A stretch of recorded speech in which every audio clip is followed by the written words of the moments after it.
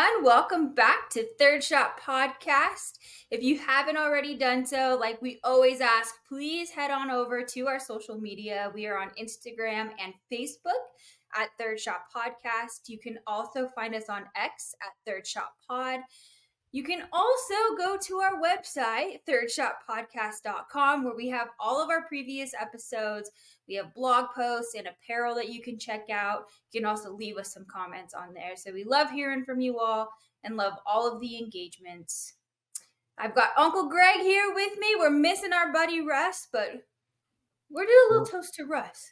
All right. Cheers to Russ. He is such a Yeah. busy guy. I was talking to him earlier today. Oh my gosh, he's got so much going on. When he's on next, it's going to be a full hour of him just updating what's going on in his life right now.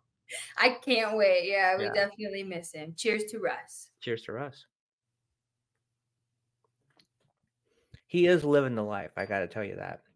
Oh, is he? Yes, he is. He's got so many things he's doing that he's enjoying. So Good. Yeah. But it takes him away from us. We miss him.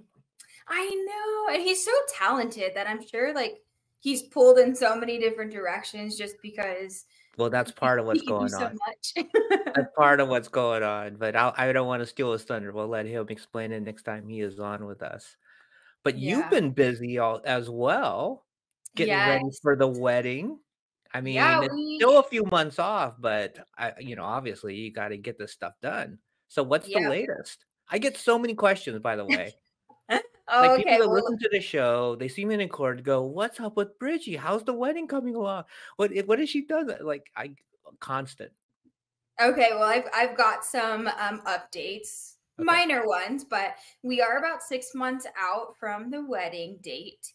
So that's super exciting, but also scary at the same time because it's getting here way faster than. Are you freaking out?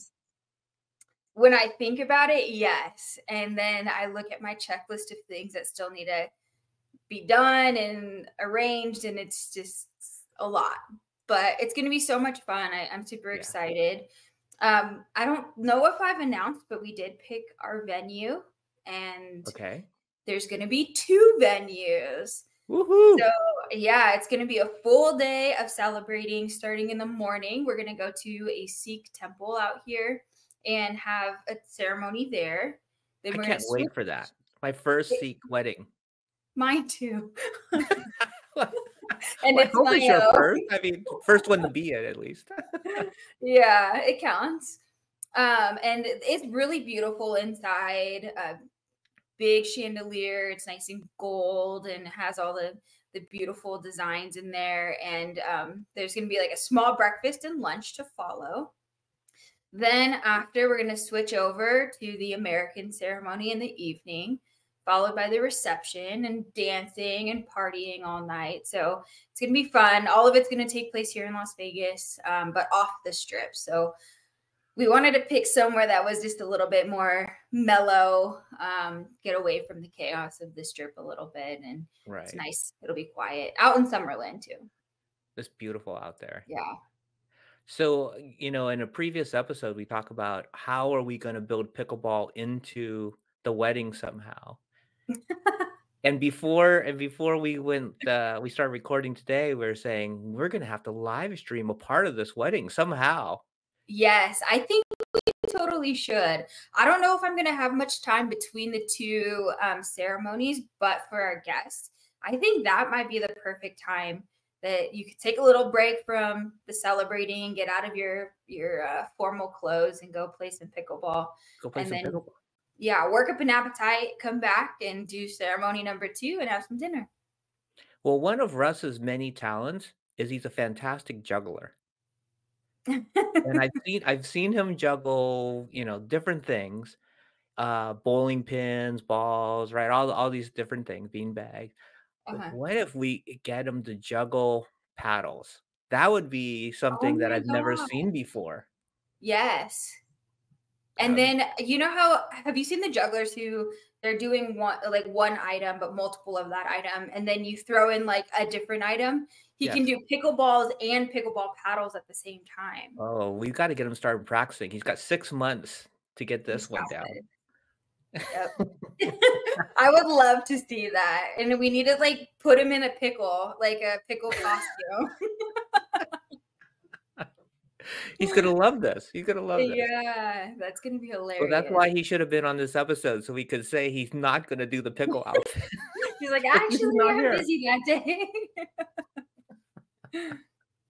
So what have you, scheduled to do to get ready for this wedding? So another exciting thing that's happening very soon is I have a reservation to go try on my first round of wedding dresses. Ooh, that Yeah. is that something that, you kinda have a vision already of the style of dress you want, or no? You're gonna go in and see what looks the best? So I know most women have probably thought about this many times in their life, but I had no idea. But to help prepare myself for my trying on, I went through their website and kind of bookmarked some looks that I liked. Mhm. So I have an idea of the types of dresses I'd like to try on, but it really kind of just depends on like what ends up looking the best on me. Right. But let me see if I can show you a picture of one I found on their website. Okay. And you tell me if this is a good wedding dress look in general. Well, because you're doing 2 ceremonies in a sense, right? Are you getting Yeah. 2 dresses or more than 2 dresses? Um, Minimum of two. So one will be like traditional, like a Sikh dress. And Mhm. then the second one will be a traditional American wedding dress. But this is Okay. what I found on the website. And for those watching, oh no, can Oh, you see I that? can kinda see it. It's, dark. It's so, oh, there. Oh, there we go. I can see it. It's a Ooh, that's sheer dress. pretty. Yes, that's No, this very is pretty. not what I'm gonna put on. You can't see it. I might have to post this, but y- maybe you can see it another time. But it's like all of it's sheer except for like what's covering your parts that you don't want to see is like lace, like thick lace. It's I don't Well, know. what you just showed is very pretty. So, I can't well, when you're there, what day are you going? You going this weekend, you said? Yeah, this weekend. Okay. Well, take some pictures. Yeah, for sure. I'll be updating the family group chat. Wonderful. I can't wait to see that. When something gets sent out in the family group chat, a lot of feedback, a lot of opinions start flowing through. I'll brace myself. Buckle up. I know it's funny because everybody has strong opinions in the family, right? You get to Yes. hear it all. Like nobody pulls any punches. You'll know how they feel. Yep, honesty. I mean, that's what we're asking for. So That's if you post it, you're asking for it. exactly. Yeah, so I'm super excited. We've got some fun things ahead, but it is a lot of planning and work that goes behind it. So many emails and Yeah. addresses that we Oh, have to write down. I was actually texting Auntie last night for some addresses, so she's been helping. is she gonna help you with the writing out the cards and stuff? I'm Writing out the saving envelope? her for everyone listening. My aunt has like the best handwriting, like calligraphy style, and it's self-taught and like natural. So I am holding off and gonna ask her to write the invitation, like address the invitations. Right now it's just save the date, so we're just doing like standard stickers. But I Mhm. want the formal invitation to look amazing, and I haven't asked her yet. So Oh, so should I not say anything? don't say anything yet. Don't say anything, I'll okay, I text her. won't I'm say gonna have to anything. butter her up or something. She does have amazing, amazing talents writing, She and the does. worst part for me is I do not, and every time she sees me write something, I could see her cringing, like, "Oh my gosh, I can't even read that. What is that? That's scribble." That's too funny. But her handwriting and her calligraphy especially is Yeah. just it's pro level. Like, everybody that sees it says, "Oh, who'd you use? What professional did you use to do this?" Right? And it's like, "Oh, yeah, Yeah, it's just Auntie. it's my wifey. It's my wifey. She's very talented." Yeah, she is. So, I've been busy with all of that stuff. You've been also busy with your pickleballing, and I heard you got a little update. I played Oktoberfest, and it was a Ooh, team event, which I love. I fun. love the whole team environment. We had Purple Jesus on recently, and he was talking about being on the hard eights and how much he loves the team environment and how he kind of sees the future of pickleball and team, right? So this was Mhm. my second team event that I did, and I have to admit it is the most fun. I love just cheering on. The difference between this event and the last team event was the last team event, they were so busy that you actually had to play simultaneously as your teammates. So you Oh, so couldn't you root couldn't on your other watch. teammates, whereas this one, it was nicely done by Craneway Pavilion. Shout out to Rachel over at Craneway Pavilion. It was so much fun, and you got to actually cheer on your team. And that's the whole spirit of these team events. Yeah. So I had Dee and Kara and Scott as my team, and we went undefeated. So Whoa, woohoo, yeah, congratulations. yeah. That's huge. We had good times, and we were screaming and loud, and it was good. It was Oktoberfest event, so they gave us free bratwurst and beers, and it was a raucous environment. Did everybody get the free bratwurst and beer, or was it because you all won Everybody that that you played. just got Everybody that played. Whoa, that's Yeah. awesome. Yeah, it was a lot of fun, a lot of fun. Well run. Kim Yeah. was Rachel's helper running the tournament. She kind of took the lead in running the tournament. Rachel was there as well. And Rachel, she's so sweet over at Craneway. I Yeah. really highly recommend everybody go over there. But after the tournament was done, it was probably, I don't know, 10:30 at night when the tournament finally finished, and she goes, "All right, everybody, you know me. If there's people that still want to play, I'm keeping the doors open." So she Wow. literally let everybody just play for fun. And you get to play other teams that you didn't play, or play up, play down, whatever. Um, I mean, I left at like 11:30, and people, it was still like pretty full. Everybody was still playing. Oh my gosh.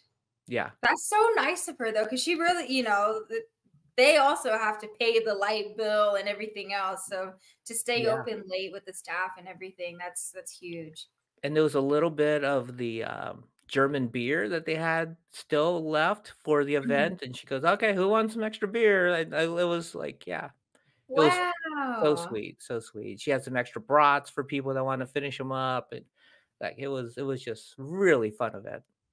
I love that. That totally is just like the feel of pickleball. Like she embraced Yeah. pickleball and the community of what it is, and that's amazing. I hope she does it again because maybe next year I can come.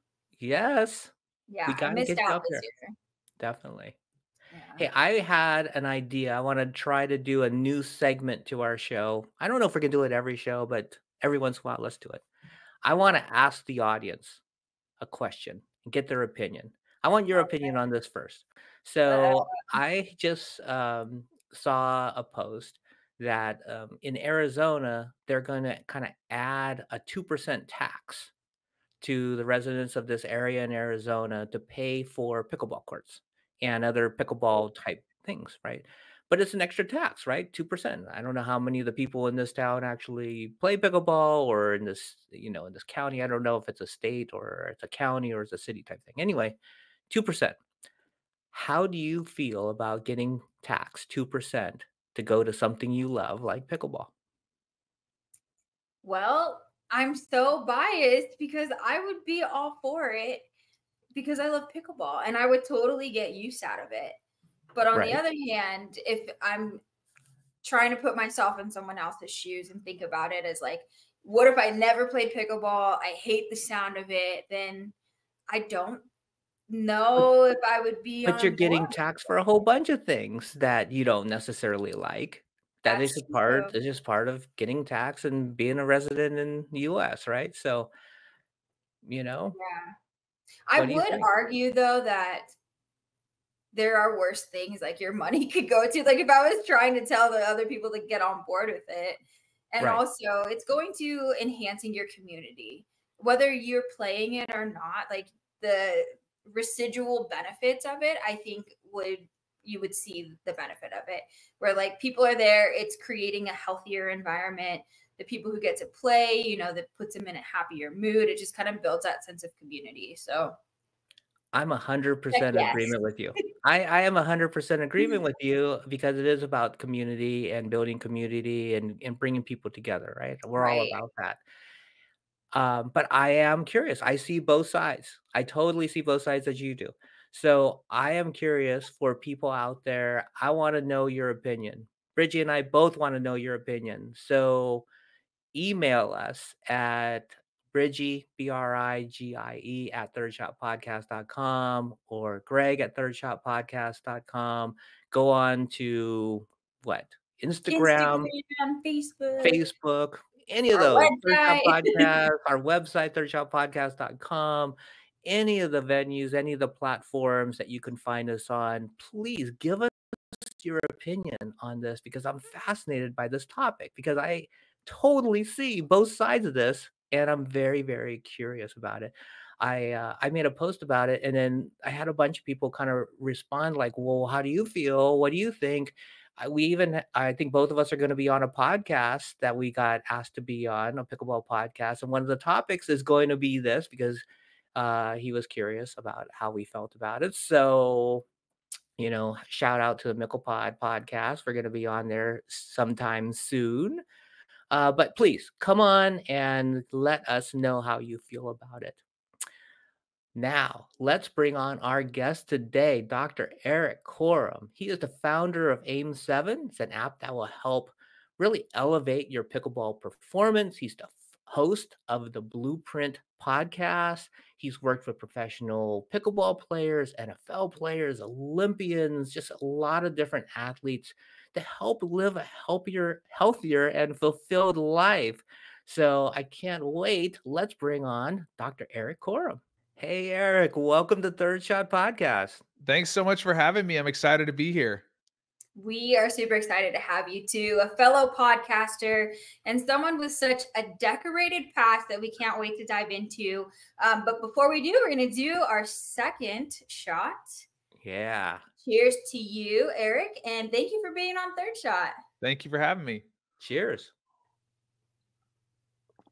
That was pretty salty. What are you drinking? I was mixing up. I just took some electrolytes. Some friends at another one of these startup electrolyte companies called All Day Vitality. They sent me a bunch of stuff, and we used it at a tournament, and it tastes really good. I just probably overdid it for the shot glass. Not diluted enough. No, but it does taste good. I want to bottle that, right? Yeah. Well, now that you've got all of your electrolytes in for the day in one shot, we can dive into our questions. And if you could share with us a little bit about your background and how you got introduced into pickleball. Yeah, so I spent about 17 years in the NFL and working in college athletics as a strength and conditioning coach. And then I started getting into sports science about 13 years ago. And the real inflection point in my career was I was working at Florida State University with the football team. And I had a very interesting opportunity. I was given the chance to bring athlete wearable tracking technology from Australia, where they were using it in Australian rules football, into American sports. So up to this point, like Apple Watch didn't exist. Fitbit was kind of a thing. And overseas, they were putting these tracking devices on players in games that connected to GPS satellites. And so I brought this like suitcase of these devices, and we were duct taping them to the pads of our players. And I ended up having to hire a former NASA propulsion engineer to help us. They just cut the space program. And we were getting just millions of data points, and we were able to turn that into like the first data model for football. So we really started understanding, what are the players doing on the field? How far are they running? How fast are they running? Accelerations, decelerations. And we were able to use that to drive ultra personalized human performance solutions. And in one season, our team had an 88% reduction in injury. Whoa, And that's huge. it was wild. And we won a championship, which always helps. Yeah. And then at the end of the season, the NFL flew in about 8 people, and they're like, "What are you guys doing here?" And they adopted it, and it quite literally opened a multi-billion-dollar market for sports wearables here in the US.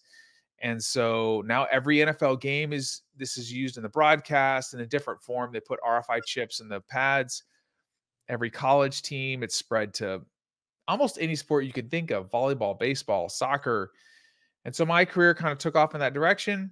Long story short, I developed an expertise in how to turn all these data sets into personalized solutions, and I wanted to bring it to the general population.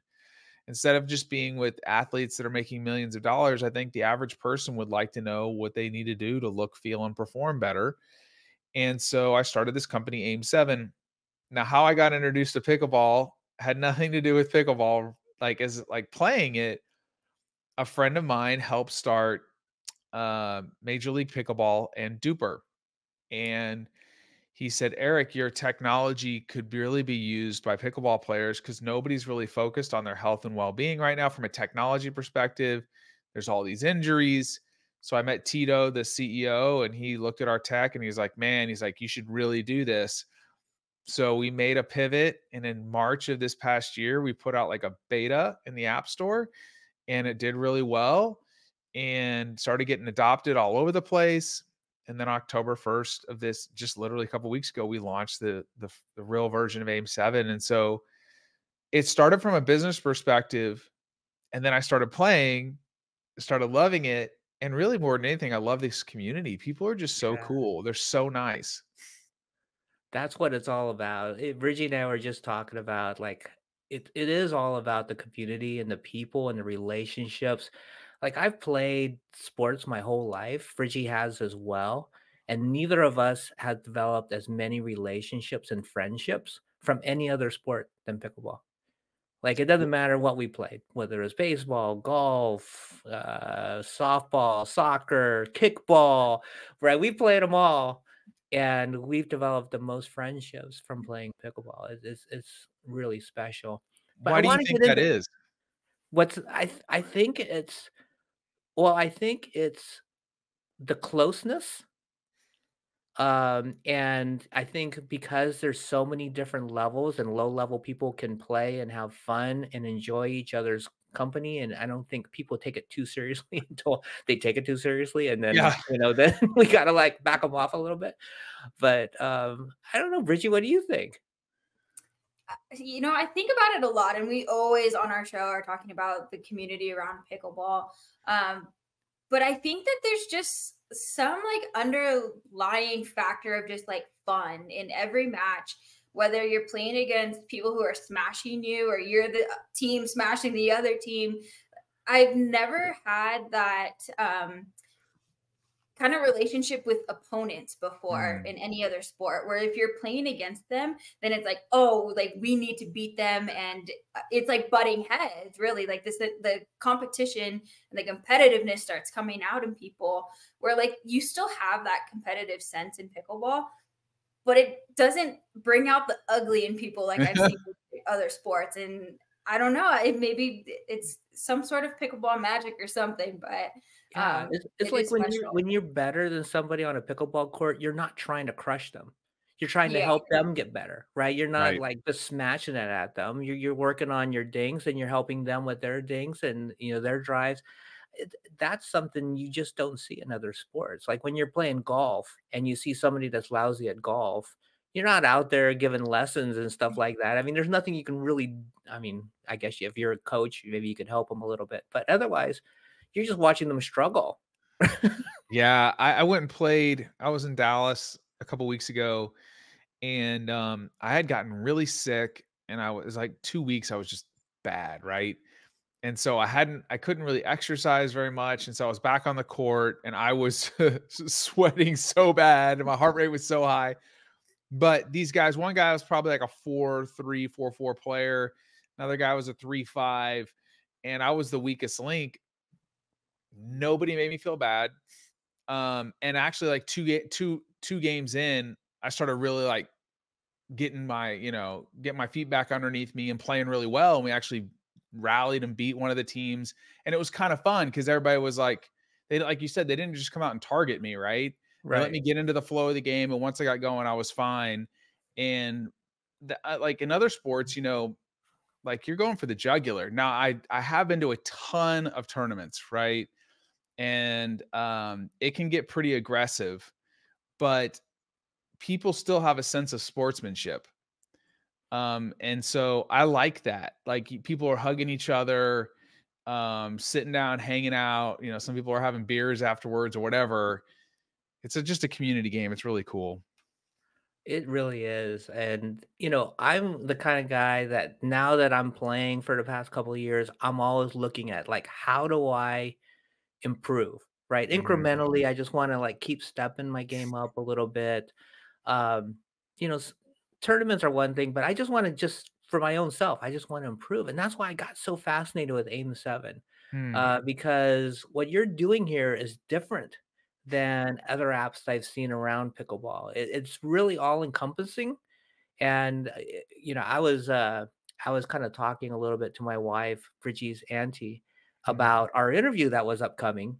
And I was telling her about you and what you're doing. And she's going, gosh, this could help in like all areas of life, not just pickleball.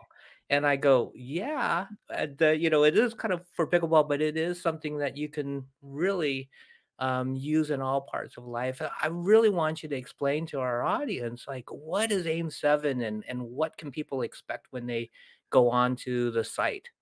I'm really thankful that you said that because our mission is to empower people to live healthy and impactful lives. We believe that if you're healthy, that whatever skills you've been given, you can use those to impact others.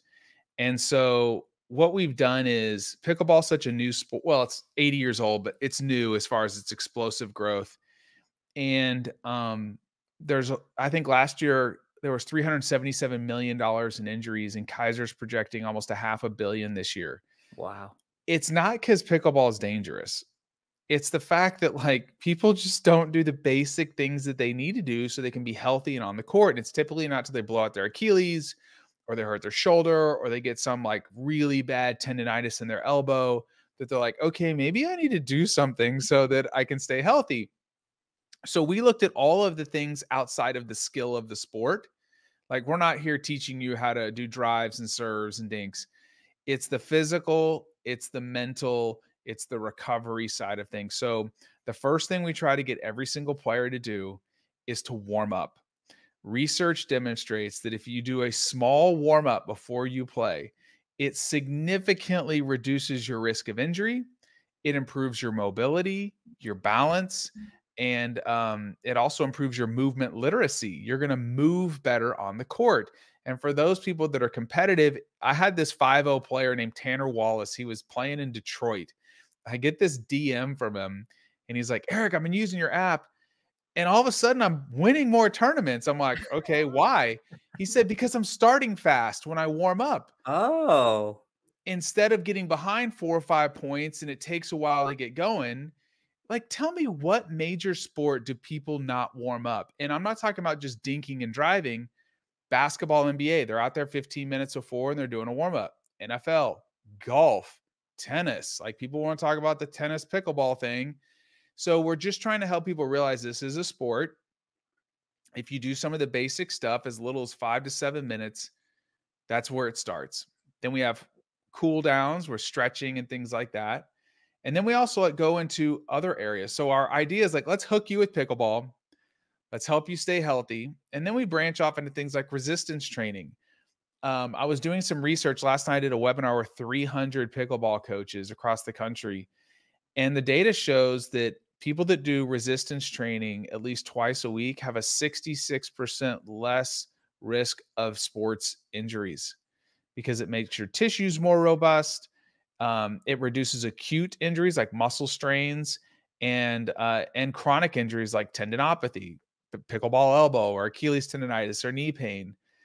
And then we also have a full suite of mental performance tools. So one of the things that I was really fortunate, I worked with just a ton of elite athletes. I coached several Olympic gold medalists in the sprint events and worked in the NFL and got to work with some really great ones. But what I learned was the best of the best, like talent eventually is kind of equal at some point. And the best in the world are always better between the ears. And so these are skills, though, that when you learn that dramatically impact your mental health and your ability to function off the court. So I'll give you an example, okay? There's a common myth that the best in the world don't feel uncomfortable thoughts, emotions, and feelings, which is completely untrue. Sir Chris Hoy is the greatest Olympic cyclist of all time. He won 6 Olympic gold medals. So this guy is the GOAT when it comes to Olympic cycling. And he said, somebody asked him what it felt like to race in an Olympic finals. And he said it felt like he was going to the gallows, like he was going to be executed. Wow. It was that much pressure. Like he just wanted to die. Wow. If you've ever been at a major event like this, like the whole world's watching, there's pressure on you. If you go watch somebody at a pickleball tournament that's never played before, a lot of people feel very nervous. As an athlete or in life, the number one thing you want in these types of situations is control, and more specifically, control of your attention. Because as my friend Dr. Peter Haberl says, attention is the currency of performance. It's also the currency for health. So I'll give you an example with sports. Chris Hoy went on to say, but when I would feel that way, I would then shift my attention to my hands on the steering wheel, or my butt in the seat, or my feet in the clips. And then what he was able to do is take a confident action anchored in his training. So when people are on the court, if you've trained attentional control, one of the best ways to do that is through mindfulness practice. So we have a whole series in there on, like, Dr. Peter Haberl, the guy I mentioned, was a senior psychologist in the US Olympics. We have a whole series on this in our little community group that you get access to, where he teaches you about psychological flexibility and mindfulness. And then we give people tools. They can do mindfulness sessions, walking mindfulness, typical breath work mindfulness. And what happens on the court is now, like, you're going to play in that tournament, or maybe you're playing that really fun match and you're like, okay, we're almost at game point. I can't screw this up. Instead of thinking about that, it's like, okay, I feel uncomfortable, but what confident action can I take now? When you get off the court, and this is where kind of my bigger perspective is, think about how often you start chasing thoughts that are negative during the day. Mm-hmm. I'm the biggest, this is like something I've struggled with my entire life, called rumination. And I'll chase squirrels. That's what I call them, right? Like some negative thought comes into my head, and instead of going, I'll just start chasing that. But since I've started training mindfulness over the past couple of years, now I go, you know what? Like, I'm aware where my head's at. And then I go, no, Eric, we're going to shift our attention to something that's positive, or something that's healthy, or something that's uplifting, or something that's encouraging. And instead of like complaining or going somewhere in my head, now I can shift it in another direction. So I didn't want to go off on a tangent there, but like, that's what we're trying to do. We're trying to help athletes physically, mentally, give them the tools to thrive on the court, but then really just thrive in life. Bridgie, Yeah. I gotta do a follow-up question. I know you have something for Erik, but he said something that it was very recent for me. I'm gonna be weird right now. It says be weird, warm be up. Weird, warm up. I know, that. right? Nobody warms up. So last night, I'm practicing, right, in a doubles match with a guy that I'm playing a tournament with, right? And I was netting all my drives. Like, I was just netting, right? And I'm a golfer as well, and I kind of relate this to, all of a sudden I'm like slicing all my drives. Yep. And then all of a sudden it's in my head. Like, why? Like, this is not my typical game. I don't typically net drives. I don't typically slice drives, right? It's just weird, but it's in my head. And then how do I get in the right mindset to get out of that funk where, talking about mindfulness, right? I shouldn't be thinking about technique at that point, because I know the technique to hit the ball over a net. Should I think about visualization? Should I just think of positive thoughts? Where do I go with that when I'm in that funk? Yeah, that is a great question. I'm really glad you asked it. So my friend Alex Arbach, he is a sports psychologist in Tucson. He was the head of wellness and development for the Toronto Raptors.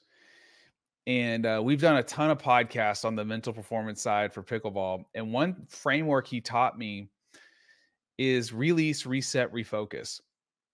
And I actually used this with a lady that had the yips. You know what the yips are? Oh, yeah. She couldn't serve. It was the craziest thing. If you go through our Instagram on AIM7 pickleball, you'll find this lady. I mean, she'd hit it. Remember Elaine from Seinfeld? The Elaine dance? She'd hit it, and it was just like weird. And so we taught her this, and a couple weeks later, totally fine. So release. Or if you're in a game and you make a bad mistake and all of a sudden you start spiraling out of control, right? Kind of what you're talking about.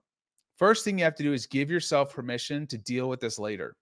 Now is not the time to like coach yourself up, or to, if your partner's trying to coach you, like you need to communicate that in advance. Like, hey, now is not the time. Release it. It could be a verbal thing that you say. It could be, some people like kind of smack themselves on the thigh with the paddle. Some people will go back and touch the fence. It's like, I'm releasing that. I'm letting it go. Then you need to release, reset. Bring yourself into the present moment. This is where mindfulness comes into play. Like, where's my head? You can take a deep breath. You could count to 3. Some people wiggle their toes, because like when you wiggle your toes, it's kind of like anchoring yourself like in the physical body. And then refocus. Think when. What's important now? What is the one action that you can take that you can be in control of? So if you're on defense, maybe it's your alignment. If you're about to serve, maybe you just go through the 1 or 2 cues and then move on.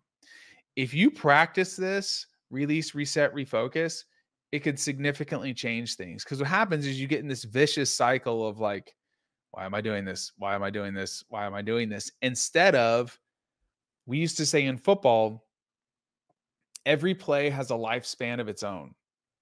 The ball is snapped, the play is over, you evaluate and move forward. So an average football game is about 45 snaps. There's 145 lifespans. If you listen to Roger Federer's, did you guys hear his talk at Dartmouth University? No. Go Google this. Go watch it on YouTube. It'll totally blow your mind. And he talks about this, like a 1-point mentality. And he talks about how the point is the most important thing in the world while it's happening. And then when it's over, it's the next point. And he talked about how over the course of his career, he only won 54% of his points. Think about this. That's shocking. He's one of the GOATs, only 54%. And think about how often you and I fail. And we're like, oh, we're such failures. Roger barely won more than he lost. But that's the difference. But he talks about, you should go listen to this. I made a piece of content about it where we talked about the 1-point mentality, and like, hey, if you don't believe me, watch Roger Federer, and he says the same thing. So you got to have a short-term memory, and you got to have a process to move forward. Yeah. Well, Uncle, I'm really glad that you asked that, because as Erik was talking, I was thinking like that's describing me to a T. You get in a match and you make a couple of mistakes and it's like a downward spiral from there. And it's really tough to kind of pull yourself out of it. So I'm really happy that this app kind of addresses that piece of it, of building up your mental wellness and coping and skills that you have around it. What was some of the feedback that you've gotten in regards to the app, and specifically like the mental piece of it? More of the pros have been talking about the mental side. So we work with Megan Fudge. You know who Megan is? Oh, absolutely.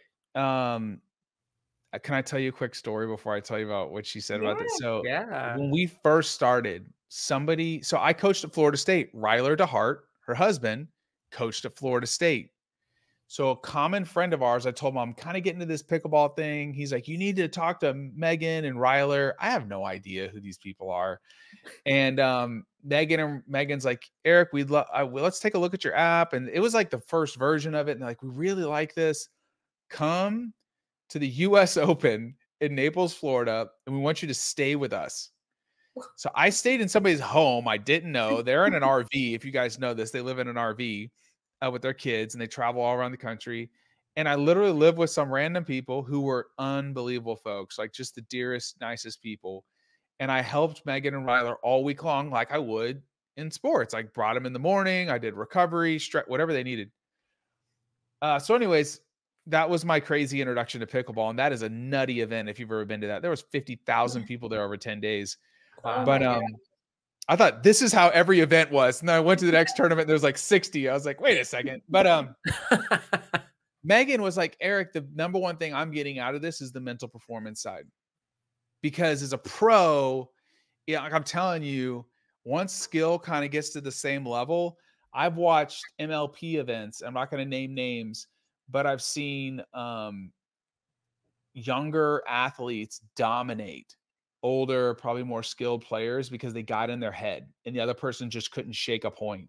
And that one point led to another. And that I watched Annalie Waters just work some guy in doubles. And this guy is like a top 5 player. And I could tell she got into his head. And then she was just working him all over the court. He couldn't respond anymore. I would say we're still like, this is still a new thing for like the amateur athlete, the everyday person. It's kind of like, I had one guy tell me he got into AIM7 because of pain.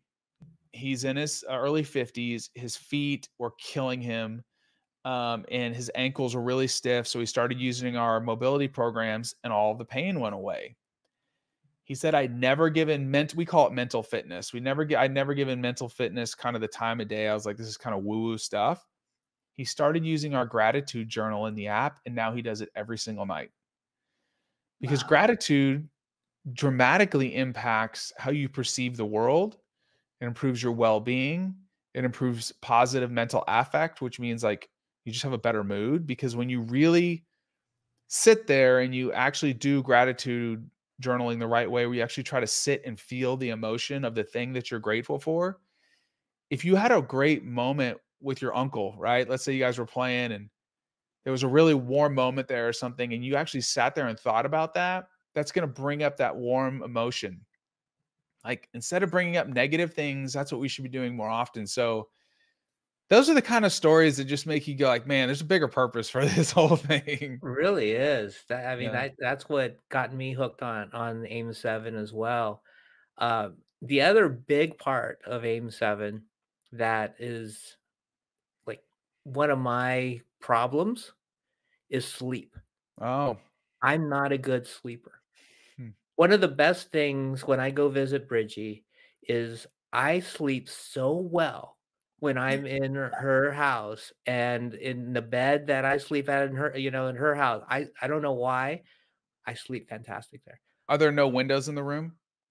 No, there's windows. There's windows, yeah. Okay. Yeah. I'm just throwing something out there. Go ahead, keep going. Yeah, anyway, I have a problem sleeping, and especially if I have like a tournament coming up the next morning or something like that. But just in general, like if I have a business meeting the next morning, anything, like I have a problem sleeping. But AIM7 addresses that too, and it talks about the importance of sleep and how you can help yourself. So talk a little bit about that, Erik, because I think that is something that people don't focus enough on. Yeah, so my doctoral work was actually in sleep research and how sleep impacts our ability to adapt to stress. And from a broad perspective, stress is an all-encompassing thing that we deal with every day. Stress comes from pretty much anything. Just being awake is stressful. I'm not talking about in a negative way. Walking is stress. Eating is stress. It's on the system. Relationships can have negative stress. Work is stress. Pickleball is stress, right? What your body wants to do is adapt and thrive. The only way it can do that, the equation for this is very simple from a biological perspective, is stress plus rest equals growth and adaptation. Or more, I'd say even a better way of saying is the right dose of stress and the right dose of rest. Okay. And so sleep is our number one recovery tool. And there's a couple things I guess I could give your listeners here from a sleep perspective that could really be helpful. There's all this stuff out there about like, deep sleep and REM sleep. Like, don't even worry about that stuff. We can focus on 3 things. One is duration. The average person needs 7 to 9 hours of sleep each night. We overestimate our sleep by about a half an hour. So if you think you're getting 7, you're probably getting 6.5. And research is very clear there's this what's called kind of U-shaped relationship that if you sleep less than 7 or really more than 9, you have an increased risk of cardiovascular disease, type 2 diabetes, a host of things. So there's duration, onset. This is probably the most overlooked thing. There was a paper that was done with almost 800,000 people in the UK Biobank. They used 23andMe genetic data, sleep trackers. I mean, it's a wild paper. It was done with the Broad Institute at MIT and Harvard. They found that people that go to bed earlier and wake up earlier. So if you were, let's say your average bedtime was midnight and you shifted it back 1 hour, you had a 23% reduction in major depression. If you shifted it back 2 hours, there was almost a 40% reduction in depression. Whoa. This is like life-changing, right? Yeah. 800,000 people. This is not a fluke of a study. They traced it back to one thing: our relationship with sunlight. People that wake up earlier get more natural exposure to light, natural light. So our sleep process, like people are like, man, I have a hard time falling asleep.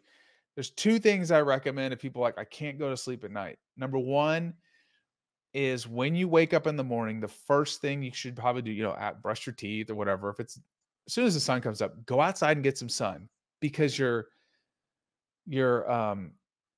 sleep is regulated by 2 things. One is a biological process, and the other is the circadian rhythm. And the circadian rhythm is entrained by what are called zeitgebers or time givers. The strongest one is sunlight. So when you see sunlight in the morning, it interacts with your eyes and it sends a signal to a bundle of nerves that sits above the roof of your mouth called the suprachiasmatic nucleus. You don't have to remember that. It then sends a signal to every cell in the body that it's time to be awake and alert. It also sets like a timer off in your brain that about 12 to 16 hours later, it's time to increase melatonin, the sleepy hormone. So if you have a hard time going to bed, try to get 10 to 15 minutes of natural sunlight in the morning. And there's actually some really cool data coming out now where they can actually predict sleep fragmentation in the elderly by how much sunlight they get in the middle of the day. So I try to go up in the morning, I do a 15 to 20 minute walk, and then in the middle of the day. The other thing is if you have a hard time going to sleep at night, try to walk more. Why is that? You'll get more sunlight, but also it creates more stress for sleep, or what's called sleep pressure, because guess what? You're tired. So if you're only walking like 5,000 steps, try to hit 10,000 for a couple days in a row and get some more sunlight, and you're going to fall asleep a lot faster. So the 3 factors are duration, onset, when you go to bed, and the last one is consistency. You want to try to go to bed around the same time and wake up at the same time, or you'll end up with something called social jet lag. Not a fun thing to have. Most people experience this. Did any of you ever see The Office Space? Yeah. Yeah, the movie Office Space. Yeah. Reggie, have you seen Office Space? I didn't see it. I knew it. I could see it in your face. You've got to watch this movie. Old school. Anyways, there's like this famous phrase in the movie, like, somebody's got a case of the Mondays. A lot of people like suck on Mondays. Why? Sunday night through Thursday night, they sleep one way because they got to get ready for work. Maybe they go to bed at 10:30 or 11. They wake up at 6, whatever it is. Then Friday night, Saturday night, they stay up late. They watch a bunch of TV. They do whatever. And so they sleep one way for 5 days. They sleep another way for 2 days. They try to go back on Monday, and you have jet lag. You have low energy. Your mood sucks. Research demonstrates it leads to weight gain, poor mood, depression over time. If you just kind of keep it rather consistent, you would be blown away with how good you feel. So I know that was a lot. Again, we have this little community that's part of the app, and I have all these teachings and all that kind of stuff in there, but we want to try to like equip people to live a healthy life. So sleep is one of the most powerful things you can do. If you can get your sleep back on track, you're going to have a better mood. You're going to have better control of your weight. You're going to recover faster. And if I'm just going to throw this last thing out there, if you sleep with somebody that chronically snores, or sometimes you hear them gasping for air at night, you need to get them to a doctor. chronic obstructive sleep apnea or obstructive sleep apnea is a very serious thing to be dealt with. Not only can it save their life, it can dramatically improve the quality of their life if they use like an APAP machine or something like that. So I've seen it really change people's lives. Great advice. Such interesting stuff. Like, I just sitting here like, tell me more. And all of this is encompassed in the app, which is amazing and such a great resource for people. I know I'm going to run back right after this interview to share all of this information with my mom and make her watch the episode so she can get some great information. I'm sure Auntie can use it too. Yeah. But for our other listeners too, who I'm sure have like found at least one nugget, if not multiple nuggets of knowledge in this, where can they find this app and kind of check it out a little bit more? Yeah, I appreciate you sharing that. It's in the App Store, in the iOS App Store. We're not in Android yet, but if you go to our website, AIM7.com, and you use the code 3 as in the number and SHOT, I'll put this in, give you guys for the show notes. You can get, I'll let you try the app for a month for free. And then we've kept it under $10 a month, so it's affordable for anybody. So use the code. Great. Yeah, I just wanted to, we usually do a 7-day trial, but I figured coming on your show, let people try it for a month. We're pushing out a bunch of features all the time for folks. We're about to release daily mobility. So you can do like 7 to 10 minutes of just total body mobility in your living room. We're trying to help this amazing community, you know, and if I can do a small part in helping people thrive and feel better, then I'd say that's a life well lived, you know? Absolutely. I mean, just you feel fulfilled yourself in being able to kind of give back the way you're giving back. We could go on forever, and I want you to come back if you I'd can love that. find time in your busy schedule to come back. I'd love to get into more because there's so much more to talk about. Before we take our third shot, though, please plug the Blueprint podcast because you have some fantastic guests on the show. Oh, I appreciate that. Yeah, we're at 500 and something episodes now, but we say cutting edge science, leadership, and life skills and simple tactics for busy people. So these are short episodes and we'll teach you something about communicating or leading yourself, or we'll have like world-class scientists on to talk about sleep or exercise. And once a week now, I'm doing an episode on pickleball. And it's more on the science and health side. So I just recorded one on 4 science-backed strategies to prevent pickleball injuries. I'm starting to bring pro players on and really trying to get into their heads and like what makes them tick rather than talk about like the drama like we talked about earlier. Yeah. So it's the Blueprint. You can listen to it on any podcasting network, and I really appreciate you sharing that. I highly recommend it for our audience. And hey, let's take a shot to everything that you're doing for the pickleball community and just the community in general. Yeah, absolutely. Thank you for everything you're doing, Erik. Cheers. Cheers. Well, again, thank you for coming on, and we will definitely have you back. I appreciate it. I consider that an honor. It's funny because we kind of prep and we have all these different topics that we wanted to get to, and we didn't get to nearly a quarter of them because it was so interesting. I didn't ramble. We talked about, so we could do like 4 more episodes just on the questions that we had lined up for you in this one. Well, I appreciate you having me on. It's been such a pleasure, and I'll come back anytime.